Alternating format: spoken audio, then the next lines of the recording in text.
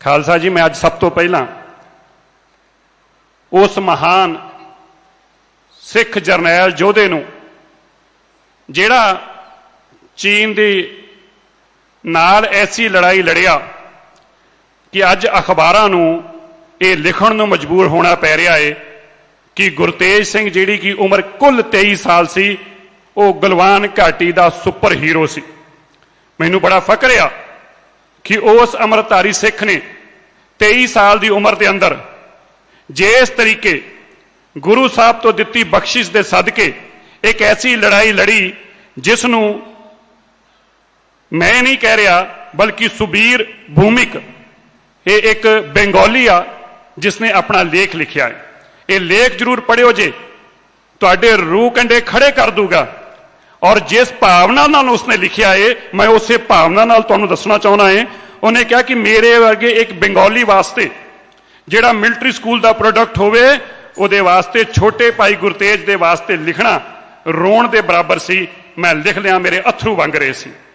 वो कहता कि तीजे कतक दल दा सिख गनर जिहड़ा मीडियम रेजीमेंट तो सी, जदों 16वीं बटालियन के उत्ते हमला हुंदा है जिहड़ी कि बिहार दी सी, ये सिख उत्थे पहुंचदे ने ते इन्हां दे कोल कोई हथियार नहीं सी। अपनी श्री साहब दे नाल ही 23 साल के इस नौजवान ने ऐसा हमला किया कि जेड़े नाल सैनिक सी उन्हां दी मूंह दसी गल मैं लिख रहा है कि 4 चीनियां ने जदों गुरतेज नूं आके घेर लिया, दोवां नूं उन्हें थल्ले सुट लिया ते 2 दे उत्ते आके पै गए। गुरतेज बोले सो निहाल दे जकारे लाउंदा होया इन्नी जोर नाल खड़ा होया कि दोवें जेड़े उहदे मोढियां दे उत्ते सी वो पहाड़ तो थल्ले जा डिगे। जेड़े थल्ले 2 सीगे कुछ कि सैकड़ों के अंदर अंदर ही उन्हें उन्होंने दोवां नूं मार मुकाया, पर इस लड़ाई के दौरान वह भी पहाड़ तो खिसक गया और बुरी तरह जाके एक पत्थर के कारण बच जाता है। इस वेले तक वो बड़ी बुरी तरह जख्मी हो चुका, वो सिर च चोटां ने, उसकी गर्दन ते चोटां ने, पर उस गुरु के सिख ने वापस अपने आप को खड़िया किया। बोले सो निहाल दे जकारे लाउंदा होया अपनी पग नूं दोबारा तो बन रहा लपेट रहा है और आउंदियां ही उसने फिर अपनी श्री साहब नाल वार किया ते कई चीनियां नूं उन्हें मौत के घाट उठा दिता। वो लिखता है कि वह इस तरह की लड़ाई लड़ रहा सी, ਉਹਦੇ अंदर ऐसा जज्बा सी कि सारे सैनिक वेख के उन्होंने हैरान हो रहे सी कि क्या एक ਇਹਦੇ अंदर ऐसा दौत वर्गी ताकत कित्थों आ गई आ। शेरां वरगू गरजदियां उसने चीनियां की कृपाण खोई और इस दौरान 7 चीनियां नूं होर मार दिता उसने। कुल हुण तक 11 चीनियां नूं और मौत के घाट उतार चुकिया सी। गुरतेज सिंह की 23 साल दी इस बहादुरी नूं देख के जदों चीने मैदान छड़ के भज रहे सी, एक चीने ने पिछों आके उस दे ते वार किया और कृपाण उहदे आर पार कर दी।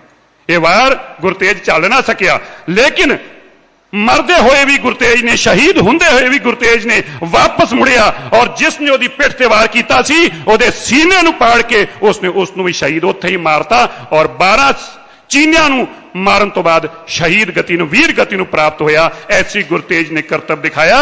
ये बंगाली लिखता है कि वह बाबा बंदा सिंह बहादुर दी उस कौम का सूरवीर सिपाही उस तरीके ही शहीद होया जिवें हुण तक सिखा ने अपना ऐसा करतब और ऐसी दुनिया के अंदर एक ना लिखे जाने वाली, कलमा नाल कलम बंद ना करे जाने वाली अपनी ऐसी बहादुरी के कतक दिखाए।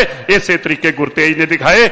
उन्हें लिखा, गुरतेज छोटे भाई मेरा तेरा रिश्ता कोई नहीं, पर मेरा तेरा जो एक रिश्ता है मैं तेरी अपनी इस कलम के नाल तेरी इस बहादुरी नूं देश नूं दसदा पिया है। अपने दादा, क्योंकि उत्थे बंगालियों नूं प्यार नाल दादा कहंदे ने, अपने दादा नूं तू जरूर उत्थे याद करी। उन्हें बहुत कुछ अगे लिखा सिखां दे बारे च। मैं लंबा ना जांदे होए मैं अगली गल भी जरूर दसना चाहुंदा है।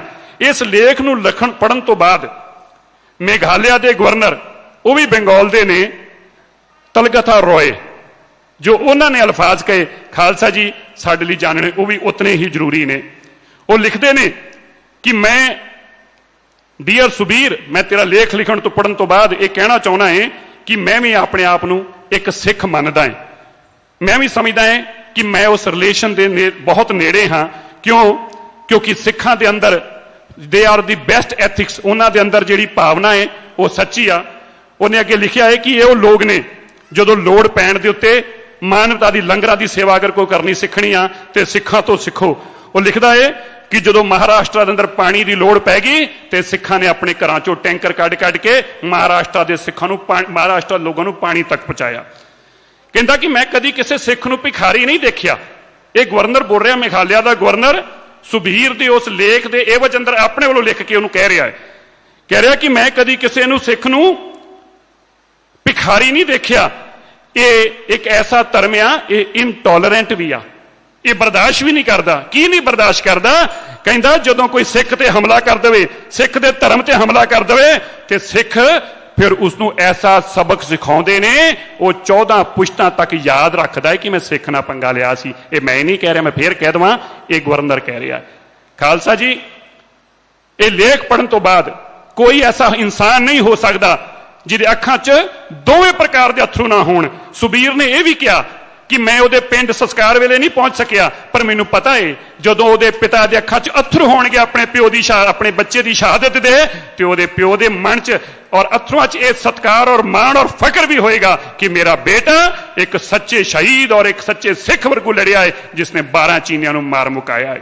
ਮੈਨੂੰ ਇਸ ਗੱਲ ਦਾ ਬੜਾ ਫਖਰ ਆ। ਇਹ ਦੱਸਦਿਆਂ ਮੈਂ ਵੀ ਬੜਾ ਮਾਣ ਮਹਿਸੂਸ ਕਰਦਾ ਹਾਂ ਕਿ ਮੈਂ ਜਿੱਥੇ ਉਹਨਾਂ ਸਾਰੇ ਹੀ ਆਰਮੀ ਦੇ ਜਵਾਨਾਂ ਦੇ ਪਿੱਛੇ ਜਿਹੜੇ ਇਸ ਦੁਨੀਆ 'ਚ ਨਹੀਂ ਰਹੇ ਔਰ ਸ਼ਹੀਦ ਹੋਏ, ਉਹਨਾਂ ਦੇ ਪਿੱਛੇ ਸਦਕਾ ਤੇ ਸਤਿਕਾਰ ਦੇ ਆਪਣੇ ਫੁੱਲ ਅਰਪਿਤ ਕਰਦਾ ਹੈ। ਉੱਥੇ ਮੈਂ ਗੁਰਤੇਜ ਦੇ ਪ੍ਰਤੀ ਵੀ ਇਹ ਮਹਿਸੂਸ ਕਰਦਾ ਹੈ ਕਿ ਐਸੇ ਸਿੱਖ ਨੇ ਇੱਕ ਰਹਿੰਦੀ ਦੁਨੀਆ ਤੱਕ ਵਾਸਤੇ ਇੱਕ ਐਸਾ ਆਪਣੀ ਹਿਸਟਰੀ ਦੇ ਅੰਦਰ ਨਾਮ ਲਿਖਾਤਾ ਕਿ ਦੁਨੀਆ ਰਹਿੰਦੀ ਦੁਨੀਆ ਤੱਕ ਉਹਨੂੰ ਯਾਦ ਕੀਤਾ ਜਾਊਗਾ।